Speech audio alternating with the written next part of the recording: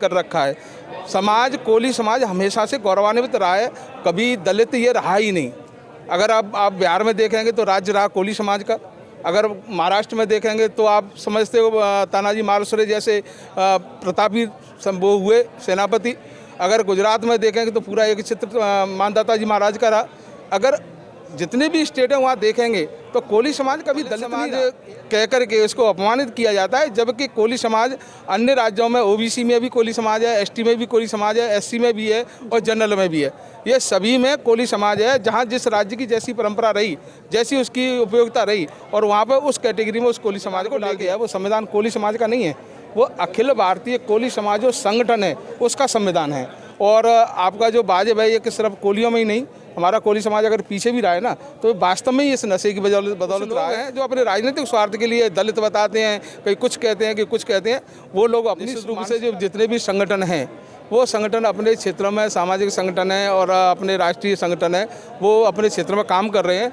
आज कोली समाज को आवश्यकता है शिक्षा की, कोली समाज को आवश्यकता है रोजगार की, और उसी को लेकर के विभिन्न तरह के विचार किए जाते हैं। और मूल रूप से आप भी जानते हो कि मैं भी जानता हूँ, मैं एक बहुत ही गरीब परिवार से संबंध रखता हूँ और मेरे पिताजी इतने गरीब थे कि बहुत, परंतु जब हमारे पास शिक्षा होगी, मैंने शिक्षा ली और राजस्थान में पहला शायद मैं इंसान था जिसने कोली समाज में एमफिल किया था।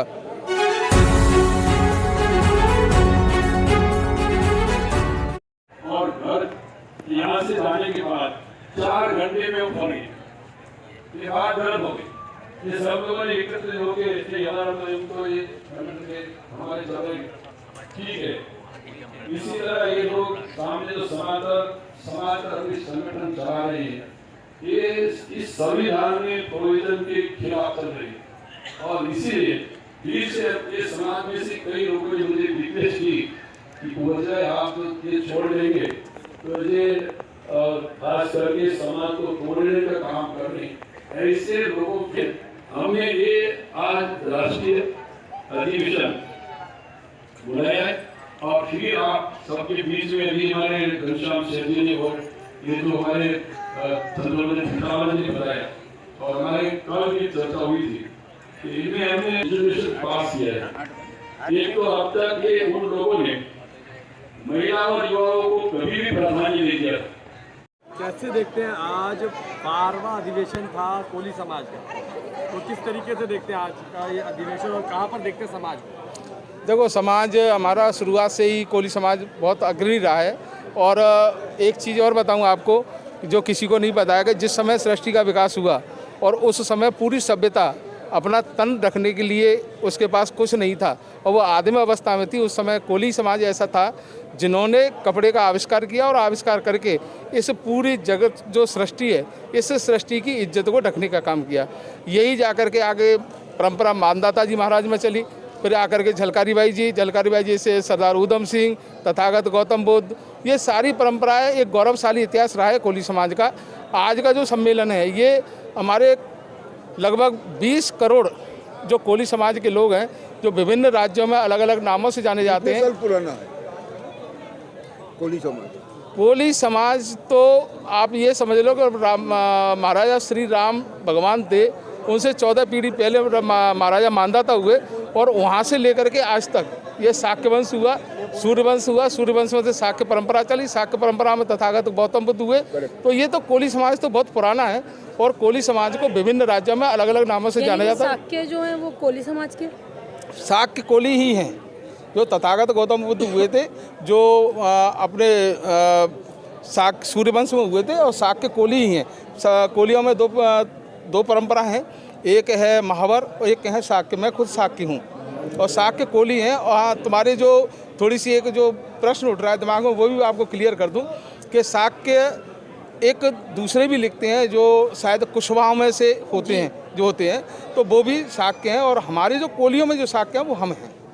चलिए एक चीज़ और पूछना चाहते हैं, जिस तरीके से आपने कहा कि रामचंद्र से पहले का आपका वंश है, तो फिर आप उस लेवल पर बराबरी क्यों नहीं है ब्राह्मणों की तरह या रघुवंशियों की तरह? थोड़ा सा मैं आपको कहीं दलित और कहीं पिछड़े में आपको गिना जाता है, ये छुआछूत होता है। हाँ, ये जो आपका जो विषय है ना, ये छुआछूत करने वाले वो राजनीतिक लोग हैं जो इस समाज को विभाजित कर रखा है। समाज कोली समाज हमेशा से गौरवान्वित रहा है, कभी दलित ये रहा ही नहीं। अगर आप बिहार में देखेंगे तो राज्य रहा कोली समाज का, अगर महाराष्ट्र में देखेंगे तो आप समझते हो तानाजी मालुसरे जैसे प्रतापी वो हुए सेनापति, अगर गुजरात में देखेंगे तो पूरा एक चित्र मानदाता जी महाराज का रहा। अगर जितने भी स्टेट हैं वहाँ देखेंगे तो कोली समाज कभी दलित नहीं रहा। ये तो तथाकथित कुछ लोग हैं कोली समाज के ही हैं, छूआछूत तो रहा उनके साथ, नहीं कोली समाज के साथ कभी छुआछूत नहीं रहा। अभी मंच पर कहा गया कि आज भी कोली समाज के साथ छुआछूत होता है कहीं ना नहीं, ये सब उन लोगों की मानसिकता है कि जो कुछ लोगों से कुछ लोग जो मानसिकता है जो अपने आप को दलित बता करके और उसका कुछ अपना फ़ायदा लेना चाहते हैं। कोली समाज कभी दलित नहीं रहा, मैं इसका विरोधी रहा हूँ हमेशा से। कोली समाज ने हमेशा राज किया है, कोली समाज वैज्ञानिक रूप से रहा, कोली समाज सभी क्षेत्रों में आगे रहा है, आज भी आगे है। तो कई राज्यों में आज भी कोली समाज ओबीसी में और कई राज्यों में एससी में गिना हाँ, जाता ये है। आपका ये और दलितों के जो हक है, दलितों का जो आरक्षण है वो कोली समाज प्रॉपर लेता है। नहीं, ये जो आपका जो प्रश्न है ये बिल्कुल वाजिब है कि कोली समाज को विभिन्न राज्यों में विभिन्न नामों से जानते हैं, और जो कैटेगरी की बात है दलित समाज कह कर के इसको अपमानित किया जाता है, जबकि कोली समाज अन्य राज्यों में ओबीसी में भी कोली समाज है, एसटी में भी कोली समाज है, एससी में भी है और जनरल में भी है। ये सभी में कोली समाज है। जहाँ जिस राज्य की जैसी परंपरा रही, जैसी उसकी उपयोगिता रही, और वहाँ पर उस कैटेगरी में उस कोली समाज को डाल दिया। और जो कोली समाज के जो विभिन्न नाम हैं, लगभग 67 तरह के कोली पाए जाते हैं, और उनका जैसा व्यवसाय रहा था उनको उसी तरह से नाम से जाना गया। अच्छा, एक आखिरी सवाल है मेरा। यहाँ पर सबको लेकर के बात कही गई और पूरे समाज को इकट्ठा करने की बात करी गई यहाँ पर, और यहाँ तक कि संविधान अलग बताया गया कि हमारा संविधान जो है, दिखाया गया कि कोली समाज का संविधान अलग है, लेकिन किसी भी व्यक्ति ने मंच पर आकर के एक बात नहीं करी नशे के ऊपर, क्योंकि सबसे ज़्यादा जो है नशे को लेकर के यहाँ कोई बात नहीं हुई, तमाम बातें की गई। नहीं, ये जो आपका विषय है जो संविधान को लेके है, वो संविधान कोली समाज का नहीं है, वो अखिल भारतीय कोली समाज जो संगठन है उसका संविधान है। और आपका जो वाजिब है ये कि सिर्फ कोलियों में ही नहीं, हमारा कोली समाज अगर पीछे भी रहा है ना, तो वास्तव में ही इस नशे की बदौलत रहा है।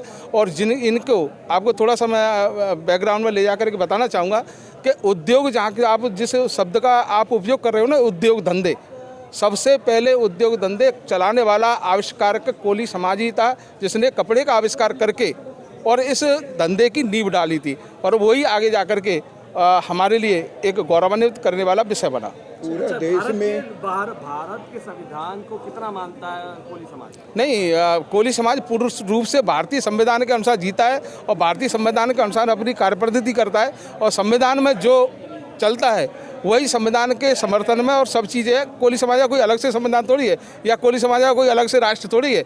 जब हम भारत के निवासी हैं और हिंदुत्व में हम विश्वास करते हैं, तो निश्चित रूप से कुछ लोग हैं जो अपने राजनीतिक स्वार्थ के लिए दलित बताते हैं, कहीं कुछ कहते हैं कि कुछ कहते हैं, वो लोग अपनी मानसिकता रखते हैं और मैं अपनी मानसिकता रखता हूँ। देश में 18 करोड़ कोली समाज के लोग हैं, उस समाज के लोग मतलब किस दिशा पे जा रहा है, क्या प्लान एंड पॉलिसी है, कुछ है आप लोगों के पास? देखो, आपका जो प्रश्न है वो निश्चित रूप से जो जितने भी संगठन हैं, वो संगठन अपने क्षेत्रों में सामाजिक संगठन है और अपने राष्ट्रीय संगठन है, वो अपने क्षेत्र में काम कर रहे हैं।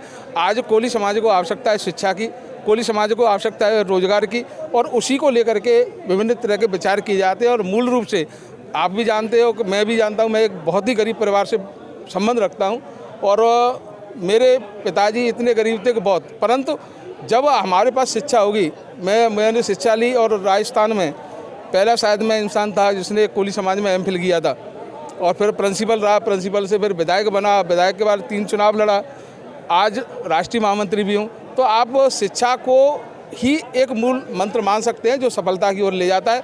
कोली समाज को इसकी विशेष आवश्यकता है। शिक्षा के क्षेत्र में कैसे आगे बढ़ेगा? जिस तरीके से सरकार लगातार निरंतर 90,000 से ज़्यादा स्कूल बंद कर चुकी है, तो क्या लगता है जो पिछड़ा वर्ग है, जो आर्थिक रूप से परेशान कोली समाज का वर्ग है, वो कैसे शिक्षा प्राप्त करेगा जब सरकारी स्कूल ही बंद हो जाएंगे? देखो, ये थोड़ा सा मैं इसमें सिस्टम में पूरी तरह से मुझे जानकारी है, और मैं शिक्षा क्षेत्र से रहा हूँ, प्रोफेसर भी रहा हूँ, प्रिंसिपल भी रहा हूँ कॉलेज में, सारी चीज़ मैंने देखी है। आपका जो प्रश्न है मैं इससे बिल्कुल सहमत नहीं हूँ।